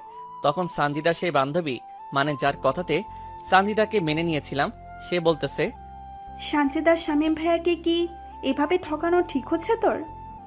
দেখ সৌরভী, ঠিক না ভুল তা জানি না, তবে আমার রাব্বিকে চাই। তাছাড়া আদ্রিয়ান আমাকে ধোকা দেওয়ার পর এই রাব্বি আমাকে সঙ্গ দিয়েছে। আর শামীম ভাই? ওটা ছিল মাত্র একটা সাপোর্ট। কারণটা হলো আদ্রিয়ানের সাথে আমার ফোনে ঘন্টার পর ঘন্টা কথা বলার অভ্যাস ছিল, তাই সেই ঘাটতিটা শামীমকে দিয়ে পূরণ করেছে। তাহলে শামীমের কাছ থেকে যে টাকাগুলো নিতি? বাবা যে টাকাগুলো দিত বন্ধু বান্ধবীদের সাথে ঘুরে ফিরে করে পার্টি করা ইত্যাদি করতেই শেষ হয়ে যায়, তাই তো ওই বলদটাকে ব্যবহার করেছি। তবে বলদটার টাকা দিয়ে আমার অনেক উপকার হয়েছে। মানে? দেখ, তোরা তো আমার বান্ধবী, আর তোরা তো আমার সব কথাই জানিস, তাই এসবও জেনে রাখ। শামীমের টাকা দিয়ে আমি পড়াশোনা যা লাগে তা ব্যবহার করছি, আর রাব্বির সাথে রুম ডেট করতে ব্যয় করছি। তবে রাব্বিও আমাকে টাকা দেয়, কিন্তু তেমন দিতে পারে না, কারণ সেও পড়াশোনা করে। তখন তার একটা বান্ধবী বলতেছে, কিভাবে প্রেগনেন্ট হলি, কিভাবে শামীমের কাছ থেকে টাকা নিলি, অ্যাপ্রেশন করালি, তা খুলে বল। কি, তুই আবারও প্রেগনেন্ট হয়েছিলি? চুপ, আসতে বল, কেউ শুনতে পারবে। তাহলে এবার রাব্বির সাথেও রুম ডেট করে তুই প্রেগনেন্ট হয়েছিলি? হ্যাঁ, হয়েছিলাম। যদি আদ্রিয়ানের মতো রাব্বিও তোকে ছেড়ে চলে যায়? যাবে না, কারণ সে আমাকে আদ্রিয়ানের মতো ভালোবাসে না, বুঝলি? আর আমরা কয়েকদিনের মধ্যেই বিয়ে করতেছি, কোর্টের মাধ্যমে। আমি সানজিদার কথা শুনে নিজেকে বিশ্বাস করতে পারতেছি না। আমি কাকে বিশ্বাস করেছি? কোনো শত্রু তো এমন বেইমানি করে না, আর তাকে তো কোনো স্বার্থে ভালোবাসি নাই আমি। তখন আবারও বলা শুরু করলো, তো কি এসব করলি তুই বলতো? আদ্রিয়ান যখন আমাকে ধোকা দিল, তখন আমি অনেকটা আপসেট হয়ে পড়ি। আমার হাতে তেমন টাকা বা অন্য কেউ ছিল না, আর আমি তখন শামীমের সাথে সব যোগাযোগ বন্ধ করে দেই। তারপর কি হলো? তোদের সামনে সুইসাইডের নাটক করি, যাতে তোরা আমাকে আবারও শামীমের কাছে অবধি পৌঁছে দিতে পারিস। তাই তুই আমাদেরকে ব্যবহার করলি? ঠিক তাই। তারপর কি কি করলি তুই? তারপর তো শামীমকে রাজি করালাম। আমার সে সময় টাইম পাসের কেউ ছিল না, প্লাস টাকারও প্রয়োজন ছিল আমার। শামীমের সাথে কথা বলতে বলতে হঠাৎ আমার রাব্বির কথা মনে পড়ে যায়। রাব্বির কথা কেন? আরে বলতেছি তো, আমার আপুর যখন বিয়ে হয় সে সময় রাব্বি আমাকে প্রপোজ করে, আর আমি তাকে ঝুলিয়ে রাখি। আদ্রিয়ান আমাকে ছেড়ে দেওয়ার পর আমি রাব্বির সাথে যোগাযোগ করি, আর রাব্বিও রাজি হয়ে যায়, কিন্তু আমার তেমন একটা কথা বলতো না, তাই আমি রাব্বির সাথে প্রেম আর শামীমের সাথে অভিনয় করি। আর তুই প্রেগনেন্ট হলি কি করে? রাব্বি তো পড়াশোনা নিয়ে ব্যস্ত থাকে, আর দেখতে অনেক সুন্দর, বাবার টাকা পয়সা গাড়ি বাড়ি আছে, আর রাব্বির সাথে অনেক মেয়ের সুসম্পর্ক, তাই আমি রাব্বিকে নানা রকম অজুহাত দেখিয়ে রাজি করাই। কিন্তু তখন সে হোটেলে রুম ভাড়া নিবে, টাকা নাই, তাই বুদ্ধি করে শামীমের কাছ থেকে টাকা নিই, আর শামীমকে বলি আমি 5 দিনের জন্য কক্সবাজার যাচ্ছি পড়াশোনার জন্য। সেখানে গিয়ে আমি আর রাব্বি রুম ডেট করি, আর আমাদের সেই সময়কার কিছু ভিডিও আর পিক তুলে রাখি, যাতে রাব্বি আমাকে ছেড়ে না যায়। একেই বলে ধোকা খেলে অন্যকে কিভাবে ধোকা দিতে হয়। তারপর কি করলি? সেখান থেকে রংপুর আসার কিছুদিন পর জানতে পারি আমি আবারও প্রেগনেন্ট। তাই বুদ্ধি করে বাড়িতে চলে আসি, আর শামীমের সাথে এমন ভাবে মিশি যেন সে আমাকে কাছে পাওয়ার জন্য পাগল হয়। কিন্তু শালা বোকা, কিছু কাজের না, তাই আমি তার সাথে শারীরিক সম্পর্ক করার জন্য বলি। পরে রাজি হলে তাকে ঘুমের ওষুধ খাওয়াই, আর সে কিছু জানে না। পরে কি হলো? পরে তাকে ফোন করে বলি আমি প্রেগনেন্ট আর সে বাবা হতে যাচ্ছে। সে শুনে তো খুশিতে পাগল হবার অবস্থা। পরে তার বাড়িতে গিয়ে বলি আমি এ বাচ্চা নিব না। তার সে কি কান্না, আর পারে না, পায়ে পড়ে। পরে শামীমকে বুঝিয়ে সুঝিয়ে রাজি করাই, আর অ্যাবর্শন করার কথা বলে আরো 20,000 টাকা নেই। আর রাব্বি জানে শামীমের সাথে আমার প্রেমের অভিনয়ের কথা। শামীম ভাইয়ের সাথে এসব কেন করতে গেলি? কেন তার জীবনটা নষ্ট করতে গেলি তুই? তোর জন্য তো সে অনেকটা পাগল। তোর সবকিছু জানার পরেও তো তোকে আপন করে নিয়েছিল। কোন মেয়েটা টাইম পাস না করে? সবাইকে এক ভাবিস না। আরে রাগ করিস কেন? সবার কথা তো বলি নাই, এমন অনেকে আছে যারা টাইম পাস করে। আমিও নিজেকে ভালো রাখার জন্য শামীমকে ব্যবহার করেছি। একটা বিষয় বুঝলাম না, শামীম ভাইয়ের সাথে তোর কিভাবে পরিচয় হলো? দুজনে একসাথে একই স্কুলে কলেজে পড়েছি, সেখান থেকে পরিচয়। সত্যি বলতে তার সাথে কোনো সম্পর্ক করার ইচ্ছা ছিল না। তাহলে? ও খুব ভালো ছাত্র ছিল, আর আমি পড়াশোনা তেমন পারতাম না, তাই তাকে ব্যবহার করেছি, আর এমন ভাবে তার সাথে কথা বলেছি আর মিশেছি মনে হবে তাকে ছাড়া আমি অচল। আর যখন দেখলাম আমার জন্য শামীম সব করতে পারে, সব করতে প্রস্তুত, তখন তো নিজেকে ধন্য মনে করা শুরু করলাম। আর তাকে দিয়ে কত টাকা হাতিয়েছি তার হিসাব নেই। এতে আমার পড়াশোনার হাত খরচ, পোশাক, চলাফেরা করা খুব ভালো হয়েছে। একটা এতিম গরিব ছেলের সাথে এসব করা কি তোর ঠিক হয়েছে? যদি শামীম জানতে পারে বা তার নিজের কোনো ক্ষতি করে? জানতে দিলে না জানবে? রাব্বিকে বিয়ে করে ওকে বলবো বাড়ি থেকে জোর করে বিয়ে দিয়ে দিছে, বাস শেষ, ইচ্ছা খতম। এগুলো করা ঠিক হচ্ছে তোর, সঞ্চিতা? এই বেশি কথা বলিস না তো। তোদের জন্য রাব্বির সাথে একান্ত সময় কাটাতে পারতেছি না, তার চেয়ে বরং রাব্বিকে নিয়ে শামীমের বাড়ি গিয়ে একটু মজা করি। আমি সানজিদার এমন সব কথা শুনে কাঁধ থেকে চাউলের বস্তা নিচে ফেলে দিলাম। আমি ভাবতেও পারতেছি না এত বড় বেঈমান মানুষ কেমন করে হয়, এত সুন্দর অভিনয় মানুষ কেমন করে করতে পারে। হঠাৎ সানজিদার বাবা আমাকে বলে তার আরো কিছু নিয়ে আসা লাগবে। আমি সানজিদার বাবা সহ আবারও বাজারে গেলাম। বাজারে যাওয়ার পর সানজিদা আমাকে ফোন দিল। কেমন আছো তুমি? এই তো বাইরে আছি। আমি তোমার বাড়িতে আছি, কিছুক্ষণ পর আসো, ঠিক আছে? ঠিক আছে। তারপর সানজিদার বাবা আরো কি কি যেন কিনলো, সেখানে আরো সময় ব্যয় হলো। সেগুলো নিয়ে তার বাড়িতে দিয়ে আমি আমার নিজের বাড়িতে গেলাম। বাড়ির ভিতর ঢুকে দেখি দরজা খোলা। আমি একটু এগিয়ে গিয়ে দেখি রাব্বির ছেলেটা সহ সানজিদা শারীরিক সম্পর্ক করতেছে। এবার আর নিজেকে ধরে রাখতে পারলাম না। এবার সানজিদাকে উচিত শিক্ষা দিতে হবে আমার। রাব্বির সাথে যৌনতা শেষ হলে রাব্বি সানজিদাকে বলতেছে, বলে না তো এটা কার বাড়ি? আমার স্কুলের একটু বন্ধুর বাড়ি, আমার সাথে পড়াশোনা করত। এবার তুমি যাও, ও এসে এভাবে তোমার সাথে দেখলে সমস্যা হবে। তারপর রাব্বি ঘর থেকে বের হলো। আমি আড়ালে চলে গেলাম আর সানজিদা মাটিতে পড়ে থাকা কাপড় তুলে পড়তে লাগলো। আমি সেই সময় ঘরে ঢুকলাম। আমাকে আচমকা দেখে সানজিদা ঘাবড়ে গেল আর ঘামতে লাগলো। বর্তমান চারিদিকে তাকিয়ে দেখি সব কয়েদি, জেলার মৎস্য অফিসার, শিক্ষা অফিসার, সবার চোখে পানি, শুধু জজের চোখে পানি নাই। মেয়েটাকে তুমি মেরেছো? ঠিক কাজ করেছো তুমি। এমন বেঈমান মেয়ের বেঁচে থাকার কোনো কারণ আমি দেখি না। বলো না কিভাবে মারলে তাকে? তাহলে শুনুন অতীত। আরে এই শীতের মধ্যে তুমি এভাবে ঘামতেছো কেন? কই ঘামতেছি আমি? এই দেখো তোমার কপালে ঘাম। সানজিদা সাথে সাথে আমাকে জড়িয়ে ধরলো। আমিও এই সুযোগে সানজিদাকে বিছানায় ফেলে দিলাম আর ওর ওড়না বুক থেকে নিয়ে ছিঁড়ে দুই ভাগ করলাম। এক অংশ দিয়ে ওর দু হাত বাঁধলাম আর এক অংশ দিয়ে ওর দু পা বাঁধলাম। তারপর অন্য ঘর থেকে রশি এনে দুই হাত দুই দিকে ছড়িয়ে খাটের সাথে বাঁধলাম আর দুই পা দুই দিকে দিয়ে বেঁধে ফেললাম। এই তুমি আমাকে এভাবে বাঁধলে কেন? আর আমার ওড়নাই বা কেন ছিঁড়ে ফেললে? জানেমান সেদিন রাতে কি করেছি তা আমার মনে নাই, কিন্তু সেদিন রাতের মনে না থাকা কাজটা আজ করব। তাই বলে এইভাবে বেঁধে কেউ এসব কাজ করে? আমি তোমার প্রেমিকদের মতো করে ওসব করব না, একটু অন্যরকম ভাবে করব। ঘর থেকে বের হয়ে রান্নাঘরে গিয়ে একটা রামদা লবণ আর শুকনা মরিচের গুঁড়া নিয়ে আসলাম। এসব কেন নিয়ে আসলে তুমি? চুপ কর, তোর জন্য আজ আমার করুণ অবস্থা। এই তোর কি ক্ষতি করেছি আমি? কেন আমার সাথে বেইমানি করলি তুই? মানে? তুই যদি আমাকে ভালো না বাসবি তাহলে কেন এমন অভিনয় করলি তুই আমার সাথে? তোর যদি অন্য ছেলেকে ভালো লেগে থাকে তাহলে কেন আমাকে তোর জীবনে জড়ালি? এসব কি বলো তুমি? আমি তখন তার বাড়ির সব কথা বলে দিলাম। এসব শুনে সানজিদা ভয় পেয়ে গেল। জানেমান যত কষ্ট আমাকে দিয়েছিস তার চেয়ে হাজার গুণ কষ্ট তোকে দিব আমি। কি করবে তুমি? তুই শুধু দেখো আর চিৎকার করো। আর কোনো কিছু বললাম না। আমি বিছানায় উঠে ওর গায়ের সব কাপড় খুলে ফেললাম। তারপর রামদা দিয়ে ওর স্তন কেটে ফেললাম। সাথে সাথে সানজিদা বিলাপ করে কাঁদতে থাকলো। আমি এবার লবণ আর মরিচের গুঁড়া সেখানে দিয়ে দিলাম। তারপর তার হাত কাটলাম, মানে শরীর থেকে আলাদা করে দিলাম। তারপর তার যৌনাঙ্গে রাম দিয়ে 3-4টা কোপ দিলাম। গলা কাটা মুরগির মতো ছটফট করতে থাকলো। সেখানেও লবণ আর মরিচের গুঁড়া দিয়ে দিলাম। আমার খুব কষ্ট হচ্ছে, তার চেয়ে আমাকে একেবারে মেরে ফেলো, আমি আর সহ্য করতে পারতেছি না। ঠিক এই রকম ঝড় আমার বুকে হচ্ছে। তোর জন্য কি করি নাই?